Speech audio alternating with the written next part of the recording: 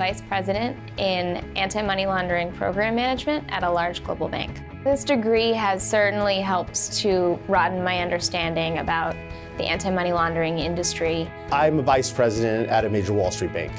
I made the decision to pursue this master's degree after beginning to practice and work in the area of financial integrity. I recognized that more education would be very helpful to advancing my career. Global financial stability continues to improve. There's an upswing in global economic activity, a boost in market confidence, and core global banks are more resilient.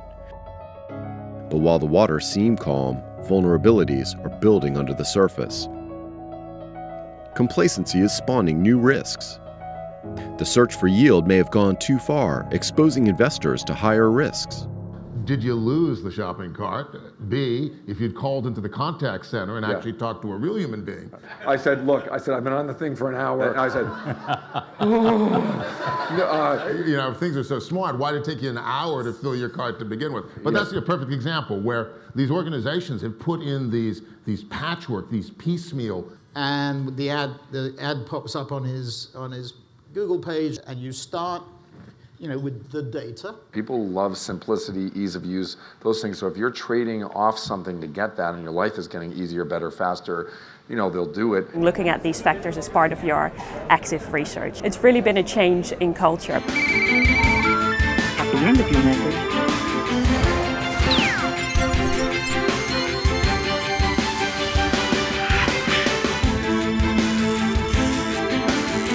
and I am proud to be the 26th National President of Hadassah, the Women's Zionist Organization of America. And then I realized it was a huge deal.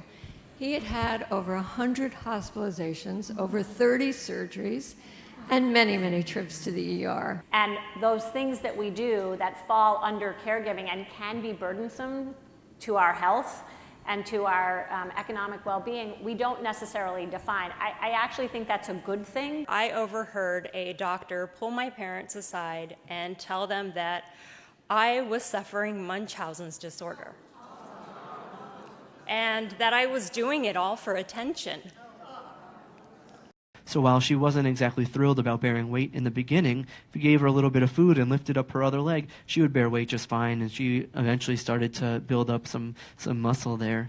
And then we're able to get her to play a little bit, and you could see some more of that elevated standing here, and any sorts of things such as laser pointers or feather toys or all different sorts of things will get her to move around and play a little bit. So, you know, multiple times a day is ideal, as you said, you know, 2, 3, 4 times a day, have her out and doing things. So again, I'd like to thank you so much. Go to our website. If you have questions, you can continue to ask them on Facebook.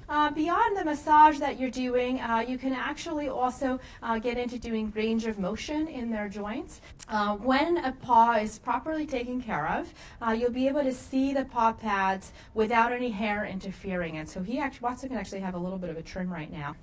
So for the ankle, you're just going to bring it in like an accordion and then extend, flex, extend, flex, extend. Sneezing, runny nose, itchy, watery eyes.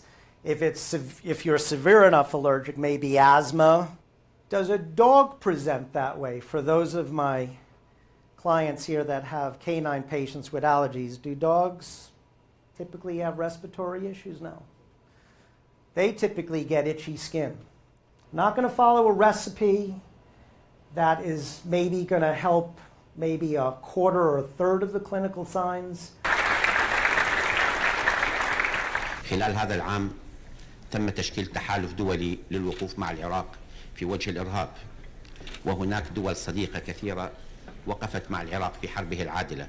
On time and you're not easy. You kind of naturally meet someone at an event and you start up a really genuine friendship with them, but I definitely think there needs to be a little bit more infrastructure for people who aren't able to attend an event like this. I agree with that.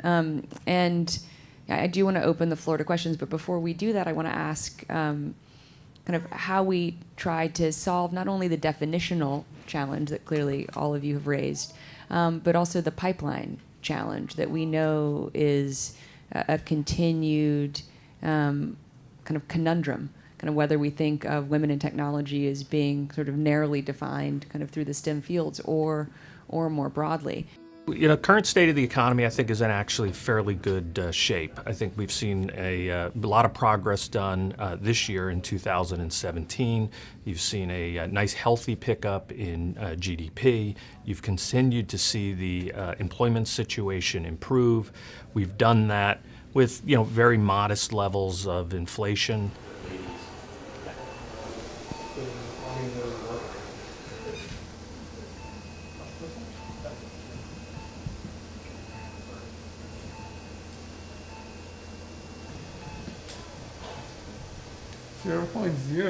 And that allows you to then ablate posterior to the initial ablation, and you can deliver an infinite amount of sequential ablations depending on your target.